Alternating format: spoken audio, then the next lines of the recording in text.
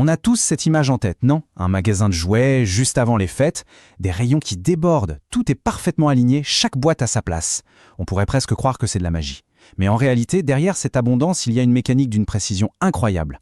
Allez, aujourd'hui, on passe derrière le rideau de Jouet Club pour découvrir les secrets de leurs rayons toujours pleins. C'est la question que tout le monde se pose. Comment font-ils pour que le jouet star de l'année ne soit jamais en rupture de stock, pile au moment où on en a besoin? Eh bien, ce n'est pas de la sorcellerie, non. C'est de la logistique, et de la logistique de très haut niveau. Alors, comment ça fonctionne concrètement? Pour le comprendre, on va décortiquer tout ça. Et cette analyse, elle vous est proposée par Educform 31, une plateforme de formation qui, justement, est spécialisée pour rendre clair des concepts aussi complexes que celui-là. Tout commence par un choix fondamental même. Pour un gérant de magasin, le tout premier levier, c'est de décider par quelle route le produit va voyager avant d'arriver dans ses rayons. En fait, il y a deux grandes autoroutes possibles. D'un côté, le circuit court, c'est la ligne directe, du fournisseur au magasin sans intermédiaire. Et de l'autre, le circuit long, qui fait un détour par une étape clé, la centrale d'achat. Deux philosophies, deux stratégies complètement différentes. Visuellement, la différence est limpide. À gauche, le circuit court, c'est une flèche, fournisseur, magasin, client. Simple, direct, rapide. Mais à droite, regardez, on ajoute cette fameuse centrale d'achat. Et cette étape en plus, ce n'est pas un détail, ça change absolument toute la dynamique de la chaîne.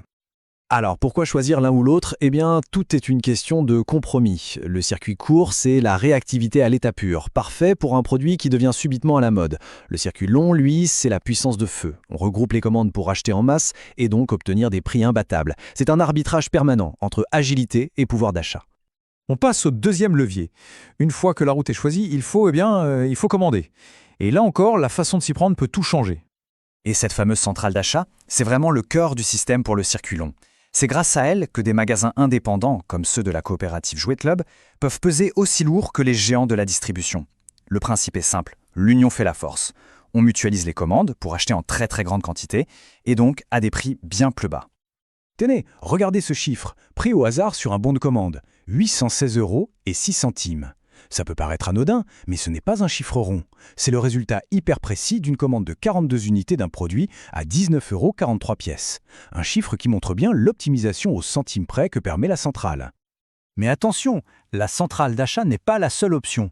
Parfois, un magasin va préférer le circuit court pour une raison bien précise. Discuter en direct avec le fournisseur. Et là, l'enjeu, ce n'est plus seulement le prix. On parle de construire une vraie relation, un partenariat. Parce qu'un accord commercial direct, c'est bien plus qu'une simple transaction.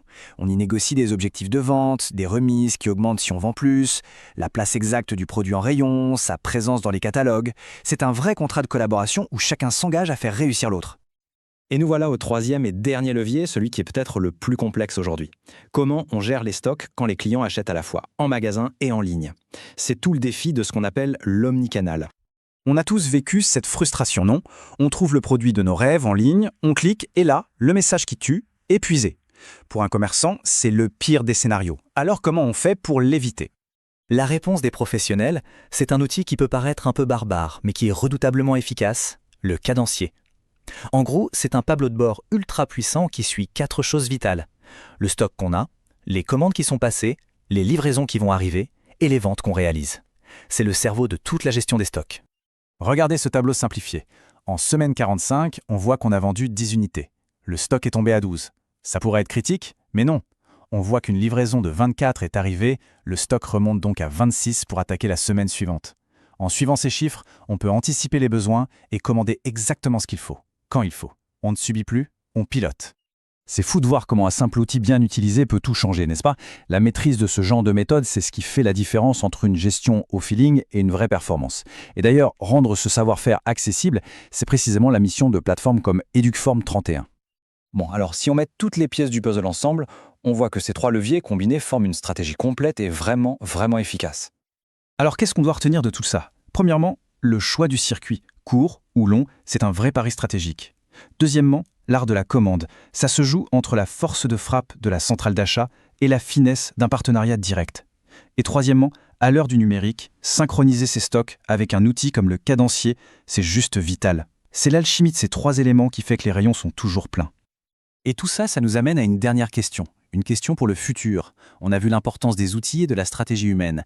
Mais avec l'intelligence artificielle et l'automatisation qui débarquent en force, quelle sera, à votre avis, la prochaine révolution qui va encore tout changer dans les rayons de nos magasins? La question est posée.